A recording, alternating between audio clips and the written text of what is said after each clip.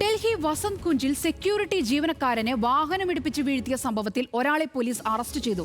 രംഗ്പുരി നിവാസി ലാല എന്ന വിജയിയാണ് അറസ്റ്റ് ചെയ്തത്. ഫോൺ മുഴക്കുന്നതിനെ ചൊല്ലിയുള്ള തർക്കമാണ് ആക്രമണത്തിൽ കലാശിച്ചതെന്ന് പോലീസ് പറഞ്ഞു.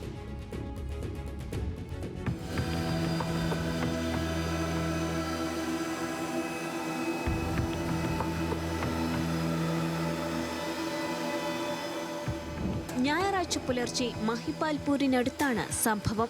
IGI വിമാനത്താവളത്തിലെ സെക്യൂരിറ്റി ജീവനക്കാരനായ രാജീവ് കുമാർ രാത്രി ഷിഫ്റ്റ് കഴിഞ്ഞ് വീട്ടിലേക്ക് മടങ്ങുകയായിരുന്നു. നടന്നു പോകുന്നതിനിടെ ഥാർ SUV ഓടിച്ചിരുന്ന ഒരാൾ പിന്നിൽ നിന്ന് ഉച്ചത്തിൽ ഹോൺ മുഴക്കാൻ തുടങ്ങിയെന്ന് കുമാർ പറയുന്നു. കുമാർ ഡ്രൈവറോട് വണ്ടി നിർത്താൻ ആവശ്യപ്പെട്ടു.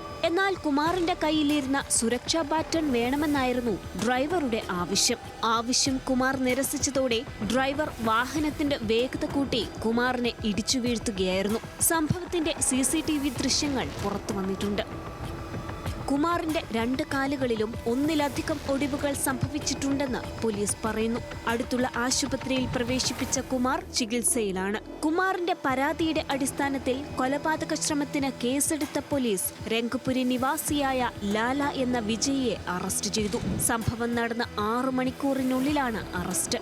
ആക്രമണത്തിന് ശേഷം പ്രതി സംഭവ സ്ഥലത്ത് നിന്ന് ഓടി രക്ഷപ്പെട്ടെങ്കിലും CCTV ദൃശ്യങ്ങളുടെ സഹായത്തോടെ പിടികൂടുകയായിരുന്നു. News desk, news Malayalam.